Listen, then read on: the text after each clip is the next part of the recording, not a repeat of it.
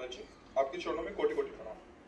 महाराज जी, कैसे पता चले कि मेरी प्रार्थनाएं कठिन समय में भगवान तक पहुंच रही हैं? जब मैं मन से भगवान को याद करती हूँ, तब मुझे इस बात का एहसास होता है कि क्या मैं परेशानी में ही भगवान को याद करके स्वार्थी तो नहीं हो रही, जबकि भगवान की पूजा आराधना मैं रोज करती हूँ। मतलब कठिन समय में, विपरीत परिस्थितियों में भगवान इसका अपने स्वामी है, अपने पिता है, अपने सर्वस्व है। तो सुख और दुख दोनों में हम भगवान से मिले रहे। अगर सुख है तो भगवान की दया है, और अगर दुख है तो भगवान की कृपा है। हमारे किसी गलत कर्मों का मार्जन किया जा रहा है, तभी दुख आता है।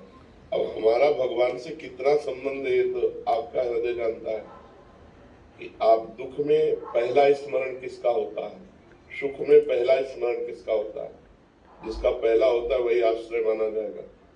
जैसे द्रौपदी जी हैं, द्रौपदी जी का पहला आश्रय भगवान नहीं थे, पहला आश्रय पति थे, फिर भीष्म आदि थे, फिर अपने हाथ थे, फिर दांत थे, आखिरी में भगवान आए। ये शरणागति में कलंक है। सीधे भगवान में, सीधे भगवान का स्मरण। तो भगवान ने आर्त भक्त को भी भक्त कहा है, अर्थार्थी रुपया पैसा चाहने वाले को भी भक्त कहा है, लेकिन भगवान से ही केवल, और से नहीं। और जिज्ञासु भगवान को जानना चाहता है उसको भी भक्त कहा है, और ज्ञानी तो भगवान की आत्मा है ही। तो हम स्वार्थी शब्द नहीं कहते, हम मालिक शब्द कहते हैं कि हम आपके बच्चे, आप हमारे पिता हैं, हम आपके दास हैं, आप हमारे स्वामी हैं। अगर हमें कोई आवश्यकता होगी तो आपसे कहेंगे, कोई समस्या होगी तो आपसे कहेंगे। अगर कोई आवश्यकता समस्या नहीं तो आपके हम हैं ही, निरंतर हम आपका भजन करते हैं। ऐसे भाव से जुड़ना चाहिए। ऐसा नहीं कि विपत्ति आई तो आप भगवान को पुकारो फिर नहीं सुनेंगे। पहले कभी पुकारा नहीं, पहले कभी भजा नहीं, अब स्वार्थी है ऐसे। तो भगवान कहीं दूर थोड़ी है, हमारे हृदय में ही है। हमारे भाव को देख, लेकिन बिल्कुल नितांत स्वार्थ के वसात होकर पुकारा कोई भक्ति नहीं, तो भगवान सुनेंगे नहीं। भाव बिन सुनी पुकारे मैं कभी सुनता नहीं, भाव पूरित टेढ़ ही करती मुझे लाचार है।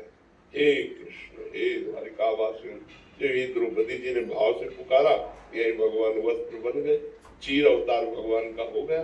फिर भगवान को आना जाना थोड़ी। तो हम भगवान से निरंतर जुड़े रहने की चेष्टा करें, और जब कोई मांग हो तो हम अपने भगवान से ही करें और छूट दे दें। आप चाहे हमें व्यापार दो या जैसे मनाए वैसे दो। और दूसरी बात ये प्रार्थना कर दे कि अगर आपको उचित न लगे तो हमारी प्रार्थना पूरी मत करें। तो प्रार्थना पूरी ना होने पर भी हमारे